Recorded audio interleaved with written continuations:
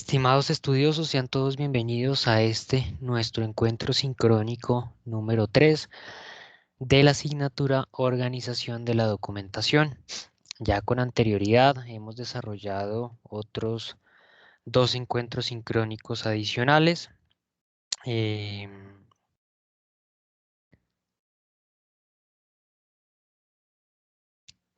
Uno inicial, correspondiente a la bienvenida al curso, y luego desarrollamos otro, en ese caso correspondiente a el módulo número 1. El día de hoy teníamos presupuestado desarrollar el encuentro sincrónico número 3, en este caso correspondiente al módulo 2, archivo de documentos. Bien, el objetivo para el día de hoy es aclarar algunos conceptos generales de la norma ISO 9001, asociada al módulo número 2. En este caso, entonces, inicialmente voy a realizar una breve presentación del módulo, luego vamos a recordar algunas temáticas que vimos en la sesión anterior y vamos a recordar precisamente esa metodología de implementación de un sistema de gestión documental donde abordamos las primeras tres etapas, la fase de implementar políticas, crear el comité encargado de liderar el ejercicio y crear las herramientas asociadas al sistema. Y para el día de hoy vamos a abordar las fases finales de automatización del proceso, de implementación del sistema, de formación en torno al uso del sistema y de control y seguimiento al proyecto. Y por último vamos a hablar de lo que es la normatividad documental y la norma de calidad. Bien. En primer lugar, entonces, voy a hacer una breve presentación del módulo. Este módulo número 2 se denomina Archivo de Documentos, de acuerdo con las normas externas e internas. La competencia, perdón, la competencia de este módulo número 2 es que ustedes reconozcan y apliquen los mecanismos necesarios para el archivo de documentos físicos y electrónicos de acuerdo con las normas y políticas que rijan para una organización. Tenemos presupuestado el desarrollo de dos actividades en este módulo número 2, una tarea 3, investigación de archivo de documentos, y una evaluación temática del módulo número 2. Cada una de estas actividades tiene un peso del 15% sobre la nota final del aula. Bien. Ahora bien, ¿cuáles son las fechas de presentación de esas actividades? Para ello voy a dirigirme a nuestra plataforma. Vamos a ir al plan de formación del curso. Y dentro del plan de formación, recordemos que en este momento ustedes ya se encuentran desarrollando la primera actividad de este módulo, la actividad 3. Esa actividad tiene vencimiento este lunes que viene, 16 de agosto, a las 8 de la mañana. Con eso, alcanzamos el desarrollo del 45% ya del aula, del curso. Luego se habilitará inmediatamente la actividad 4, evaluación del módulo 2, evaluación que estará habilitada desde esas 8 de la mañana del 16 de agosto hasta las 8 de la mañana del 23 de agosto. Y tiene un peso también del 15% sobre la nota final del aula. Con esto alcanzará el 60% del curso. Ya ustedes por completo tendrán conocimiento de, por lo menos cuánto llevan en ese primer 60% del aula y se harán una gran idea de, de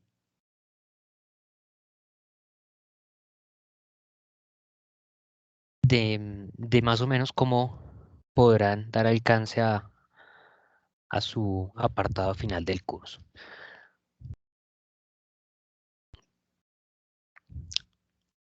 Por último, el módulo 3, aunque no hace parte de este módulo número 2, sí es importante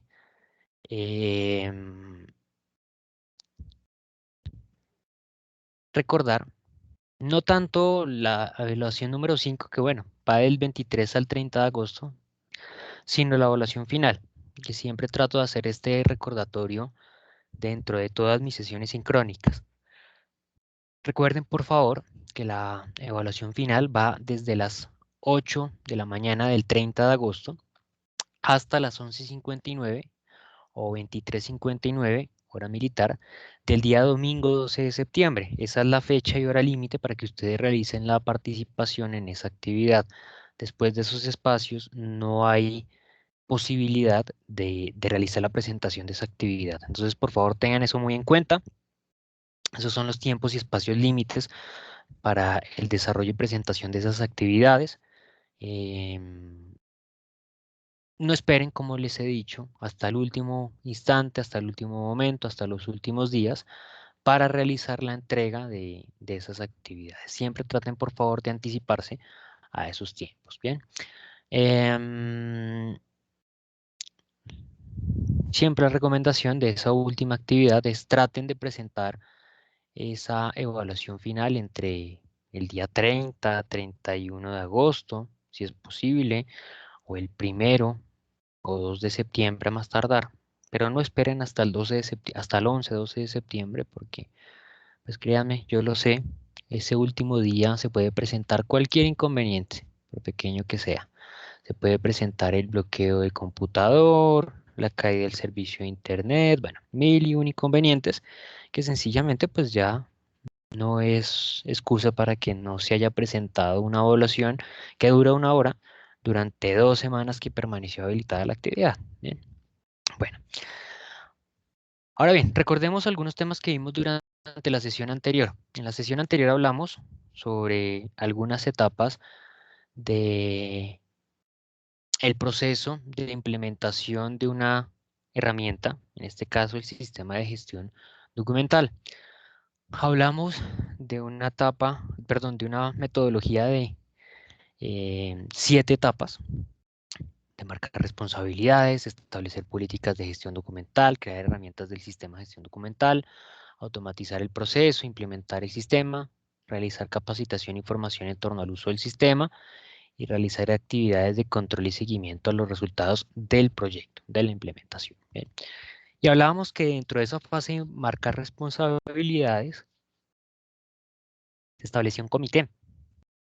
Ese comité va a estar encargado de liderar el ejercicio de implementación del sistema. Y básicamente este comité se encargaría de realizar una verificación de las necesidades, se encargaría de realizar una verificación de las características de esa organización para, a partir de allí, establecer los requerimientos que debería tener el sistema. Normalmente ese comité está integrado por un miembro de la alta dirección de la compañía.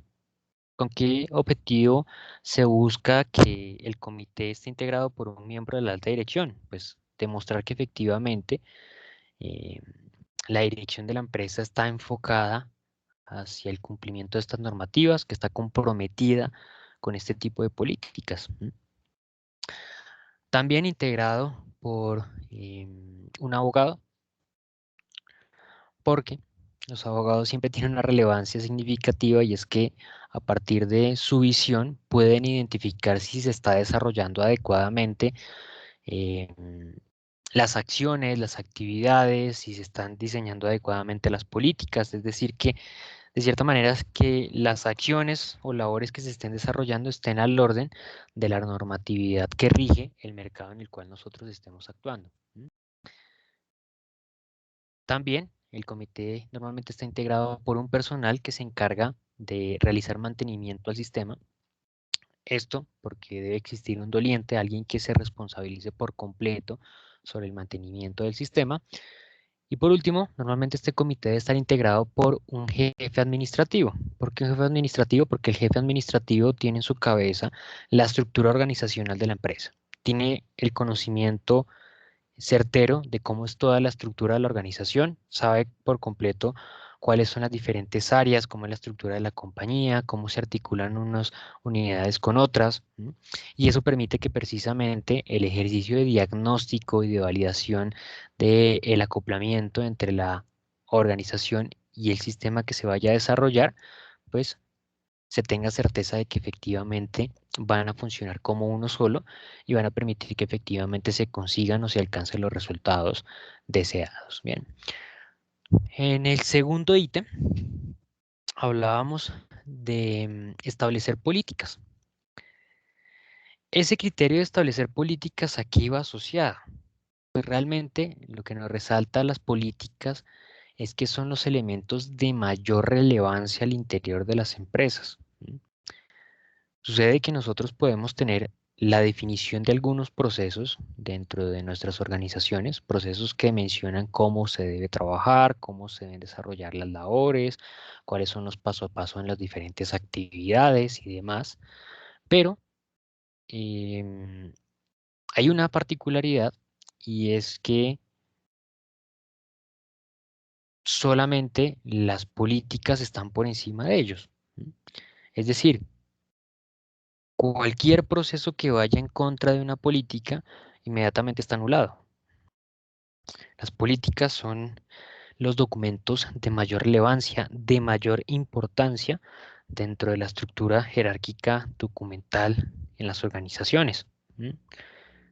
Si existe algún proceso, como lo digo, que vaya en contra de lo que establece una política organizacional, pues sencillamente, como lo digo, está anulado ese proceso. Si bien, entonces, dentro de toda esa información nosotros podemos identificar que existe la política genérica de la organización, dependiendo de su característica, la política de acceso a la información que establece los niveles de acceso que va a tener algunos perfiles a cierta información que es sensible o restringida dentro de la empresa. Y la política de conservación, que está muy asociada, perdón, al manejo de documentos, porque allí se establece el periodo en el cual se procederá a digitalizar alguna documentación en papel y por ende, con qué periodicidad igualmente ese papel que se digitaliza se procederá a desaparecer. Bien. Otro elemento importante acá es que cuando nosotros establecemos un elemento en la política nos da la gabela de darnos tiempo en la actualización de procesos. Es decir, por ejemplo, si yo implemento una herramienta para desplegar el sistema de gestión documental y soy consciente que me voy a tomar mucho tiempo, me va a requerir a mí mucho tiempo empezar a ingresar a cada uno de los procesos de gestión para modificarlo, para actualizarlo, para darle seguimiento y asegurarme que el trabajador haga uso del sistema como debe hacerlo. Todo eso lo evito, o no es que no tenga que hacerlo, debo realizarlo, pero me blindo al establecer primero que todo una política, al establecer la política de gestión documental. Si yo la establezco primero que todo, pues ya esa política está por encima de los procesos. De cierta manera, establezco esa política, ya a nivel transversal dentro de la organización se tiene conocimiento que se debe dar cumplimiento a ese alineamiento y tendré tiempo posterior para realizar ese ejercicio de ajuste a cada uno de los procedimientos. Bien. El tercero de los criterios que veíamos en la sesión anterior era el crear herramientas asociadas al sistema. La idea de estas herramientas es facilitar sencillamente el despliegue de todo el sistema de gestión documental. ¿Qué tipo de herramientas mencionábamos? El mapa de documentos. Sencillamente es un inventario de todos los documentos que existen dentro de la organización. El cuadro de clasificación, que es uno de los pilares del sistema de gestión documental, porque permite identificar los documentos dentro de la organización, nos permite clasificarlos de acuerdo a la función que tienen en la empresa, de acuerdo a su actividad dentro de la organización. Encontramos también el calendario de conservación y acceso. Obviamente ese calendario va asociado a la política de conservación. Es simplemente, de acuerdo a esa política, un calendario, periodo establecido de tiempo, en el cual nos permite identificar con qué periodicidad se va a proceder con la digitalización y eliminación de documentación en físico. Y bien, en la sesión anterior habíamos llegado hasta ahí, habíamos quedado pendiente de desarrollar los elementos posteriores. Vamos entonces a abordar los elementos finales de esta metodología de implementación, las cuales abarcan las actividades de automatización del proceso, de implementación del sistema, la información en torno al sistema y de control y seguimiento al proyecto. Primera de ellas, la automatización del sistema. Bueno, una vez nosotros hemos identificado todos los requerimientos, necesidades que tiene la empresa en ese primer paso que realizó el comité, pues bien, ahora vamos a salir al mercado a validar qué tipo de ofertas, qué tipo de oportunidades existen, hablando de pues, ofertas de herramientas tecnológicas que nos permitan dar solución a esas problemáticas que nosotros encontramos y verificamos con anterioridad. En ese sentido, la empresa debe tratar de evaluar diferentes oportunidades, diferentes ofertas, tratar de identificar los beneficios, tratar de identificar los atributos, tratar de identificar los elementos más significativos de cada una de esas diferentes ofertas para lograr identificar cuál de ellas le representan un mayor beneficio a la organización. Una vez identificada una terna, bueno, un número considerable de posibles alternativas, es donde debe entrarse a validar de manera muy fuerte con ese comité que se ha establecido inicialmente, cuál de esas herramientas es la que realmente le va a representar un impacto mucho más significativo a los elementos que se evaluaron inicialmente en el primer criterio, en el criterio de evaluación de diagnóstico interno de la empresa. Sencillamente esto lo vemos nosotros finalizar con la decisión por una herramienta en específico. Ya la herramienta que nosotros sabemos que nos va a permitir dar solución a esas necesidades que se tienen dentro de la organización. Y empezamos posteriormente a esta actividad, a una serie de actividades de modificación. Hay 3 modificaciones principalmente que se van a desarrollar en el despliegue completo de esta metodología, pero dentro de esta fase únicamente se van a desarrollar 2, en la siguiente ya se desarrolla la restante. Primero vamos a desarrollar modificaciones procedimentales. ¿Y a qué hace referencia esas modificaciones procedimentales? Pues bien, son esas modificaciones en los procedimientos internos de gestión, dentro de cada proceso de gestión, que sencillamente permite cambiar las actividades que se desarrollan en cada proceso para asegurar que se está haciendo uso de la nueva herramienta. Más o menos lo que mencioné hace algún momento cuando hablaba de la política. Cuando dije que cuando establecía la política me daba tiempo de gabela para realizar ese ejercicio de ajuste y modificación a cada procedimiento. Pues precisamente es esa actividad, modificar cada procedimiento para ajustar las actividades e incluir dentro de esas actividades la utilización y uso de esa herramienta tecnológica que nosotros estamos utilizando allí para la gestión documental. Además de esas modificaciones procedimentales, muy comúnmente se producen también modificaciones estructurales. Esas modificaciones estructurales se producen cuando se presentan cambios bastante significativos, cambios bastante grandes. En este caso, por ejemplo, cuando la modificación en algunos procedimientos, en algunas actividades dentro de la empresa es tan grande que ya no es necesario que se requiera de un área de trabajo, de un departamento, y se puede llegar a proceder a reubicar a ese personal en otras actividades de valor de la compañía. Entonces, son modificaciones tan importantes, tan grandes, que nos lleva a esa implementación de esa herramienta, que nos da esa oportunidad de reubicar ese personal en otras actividades que se requiera dentro de la empresa. Bien. Hasta aquí las modificaciones que debería desarrollar la organización para poder asegurar que puede implementarse la herramienta dentro de la organización.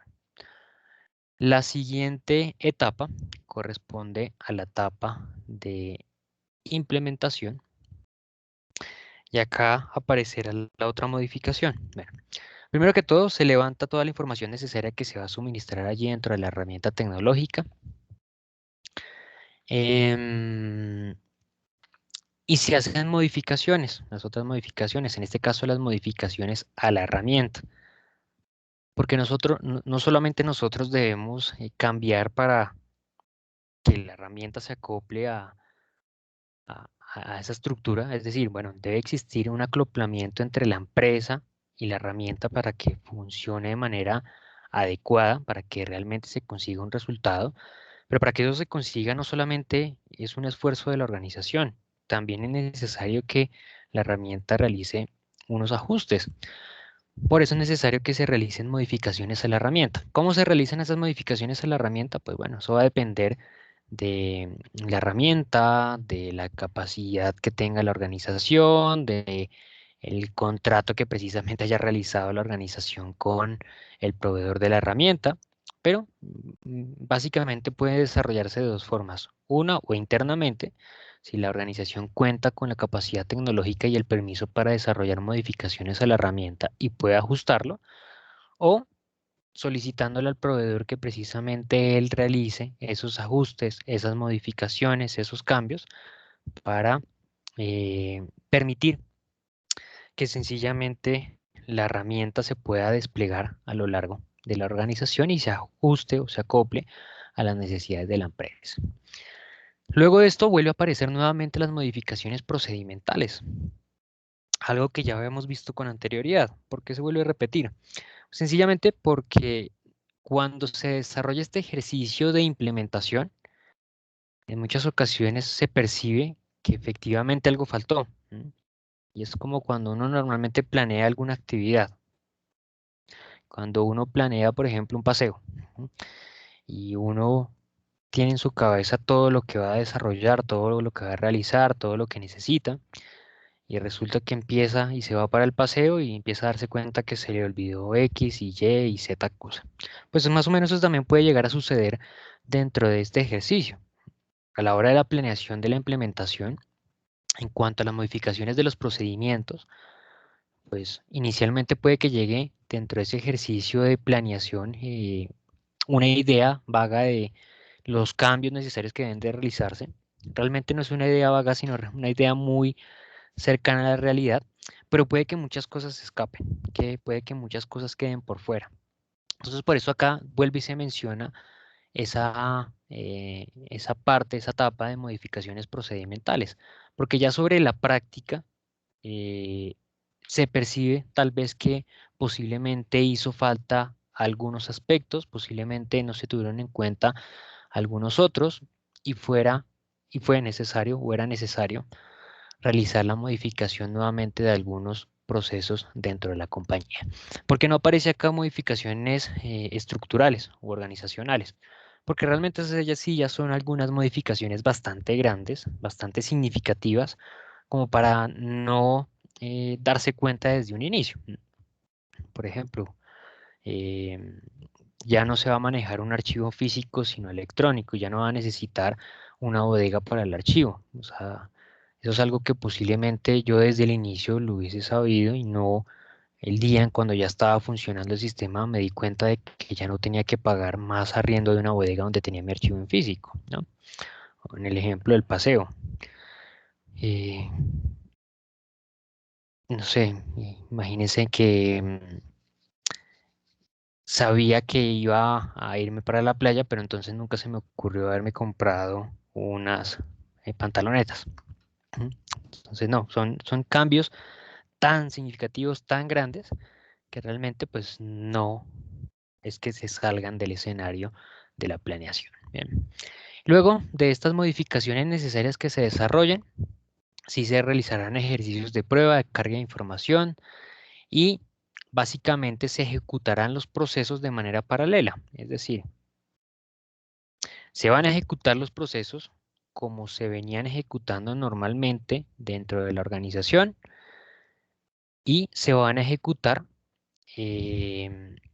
con la utilización de la nueva herramienta tecnológica.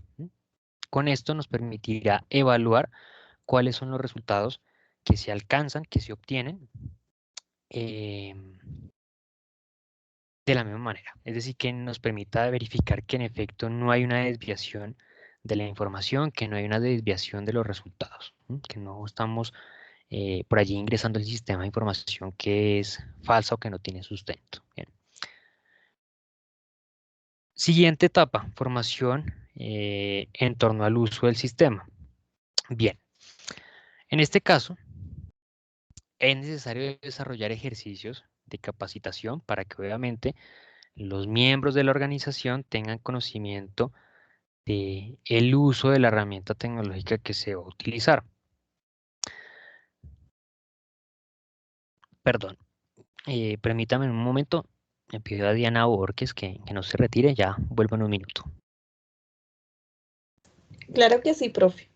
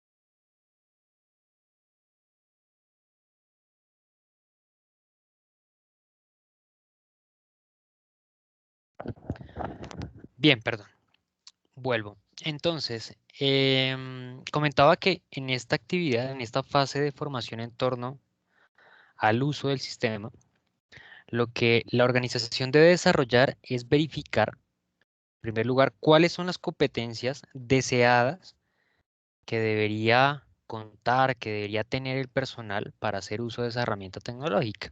Es decir, más o menos qué competencias, qué herramientas, qué habilidades necesita el personal para hacer uso de esa herramienta tecnológica. Luego de tener ese conocimiento de esas competencias, seguidamente lo que debe realizar la empresa es realizar una evaluación de los trabajadores, pero no realizar una evaluación de los trabajadores con el objetivo de resaltar sus debilidades o sus falencias o demás, sino realmente con el objetivo de medir cuál es el resultado de esas competencias. Tratar de validar efectivamente en qué punto está de esas competencias y de esas habilidades deseadas. Y una vez identificada esa brecha que existe entre las competencias deseadas y las competencias que cuenta actualmente el personal, ahí sí podrá realizar una proyección de las capacitaciones a desarrollar. Un error común que cometen las empresas al momento de realizar capacitaciones, no solamente en el uso de herramientas, de metodologías de trabajo y demás, es realizar capacitaciones generales. Entonces, en muchas ocasiones, esas capacitaciones van desde un punto en el cual los trabajadores ya tienen conocimiento sobre lo que se trabaja y por lo tanto no abordan temas adicionales, es decir, no abordan temáticas que le generen ningún aporte al trabajador, o en otros casos van desde puntos en los cuales los trabajadores no tienen conocimiento. Entonces realmente las temáticas que se empiezan a desarrollar y que se trabajan, por decirlo de esa manera, son inalcanzables para el colaborador, porque no se desarrolla adecuadamente un ejercicio de capacitación. El ejercicio va de realizar inicialmente ese ejercicio evaluativo que permite verificar cuáles son las competencias iniciales con las cuales cuenta ese trabajador, para a partir de ello sí poder proyectar una nivelación en las habilidades y competencias que tendrán esos trabajadores respecto al uso de la herramienta tecnológica. Bien. Posterior a esta fase de formación, encontramos la última fase, que es la fase de control y seguimiento a los resultados del proyecto. ¿A qué se le realiza seguimiento en este caso? Primero, a los resultados alcanzados dentro de cada proceso de gestión.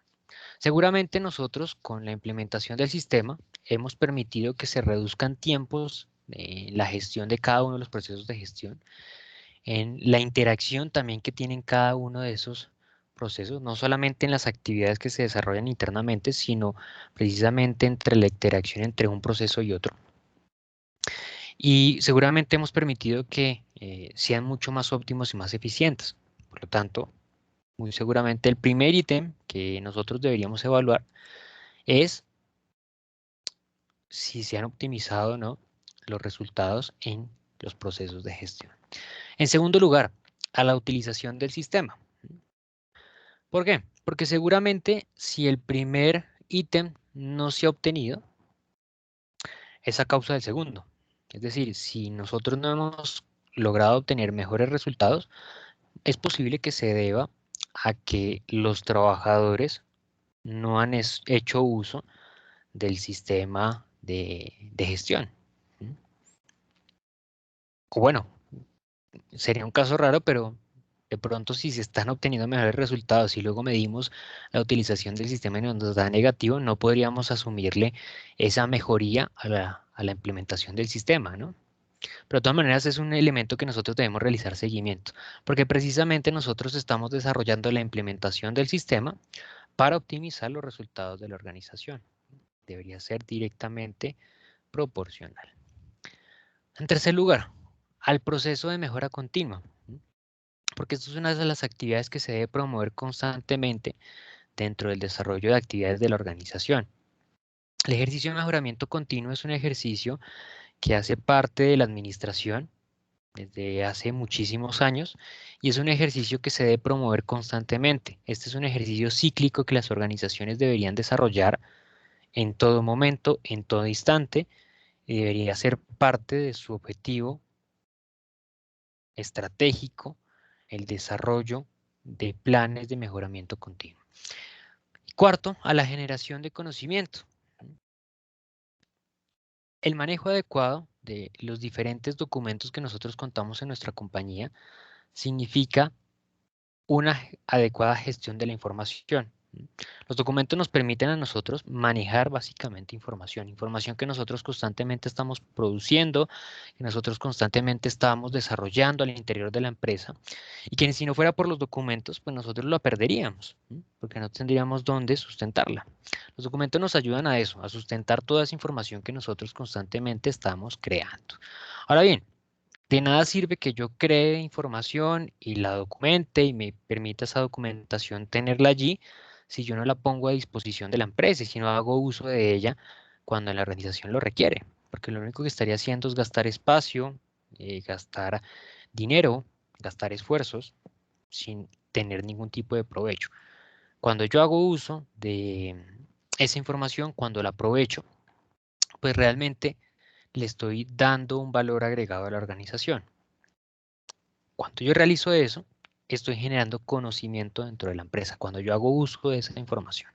Por eso también es otro de los criterios a los cuales, por último, nosotros deberíamos de darle seguimiento, de tratar de evaluar si estábamos consiguiendo algún tipo de resultado en términos de generación de conocimiento.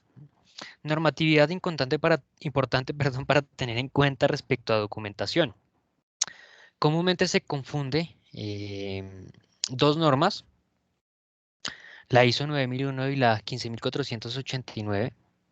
La 9001 define los requisitos para la implementación de un sistema de gestión de calidad, mientras que la 15489 define los lineamientos, generalidades y directrices para la implementación de un sistema de gestión documental. Voy a mencionarles algunos elementos importantes que menciona la norma de calidad.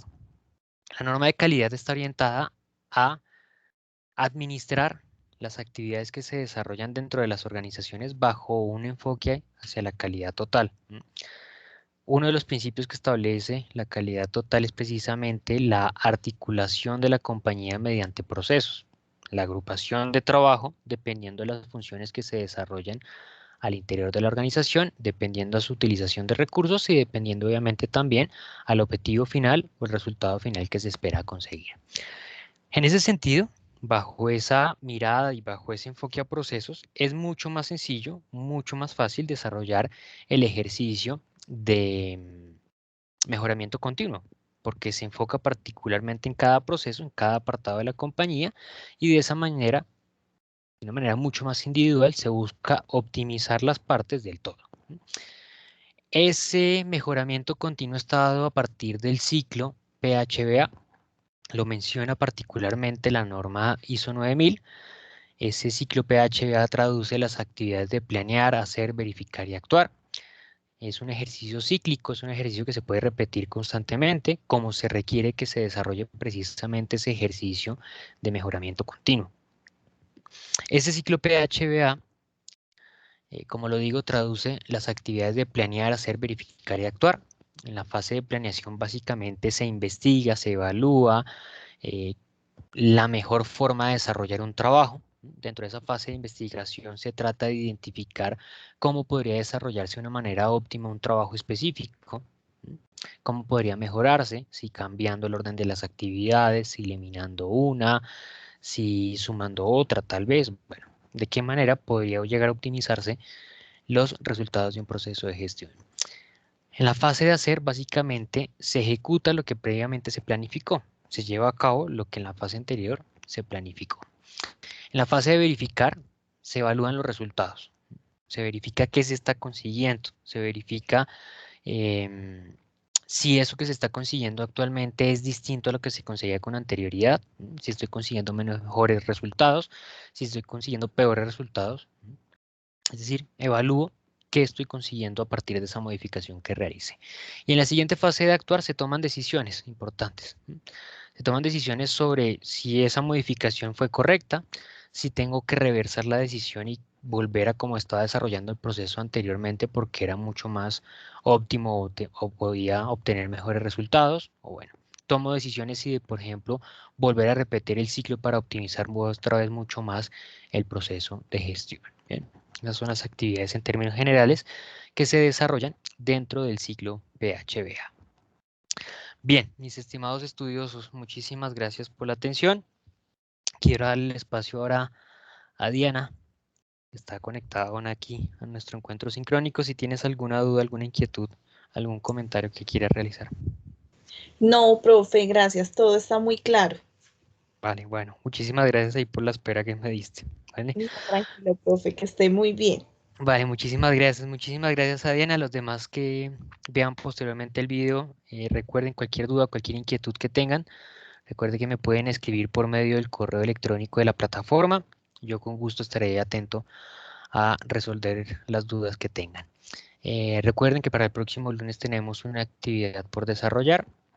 Y nuevamente, cualquier inquietud o cualquier solicitud en la cual yo les pueda colaborar, no duden en inscribirme. Muchísimas gracias. Les deseo una feliz viernes, un feliz fin de semana y muchísimos éxitos. Hasta pronto. Gracias, profe, que esté muy bien. Gracias igualmente.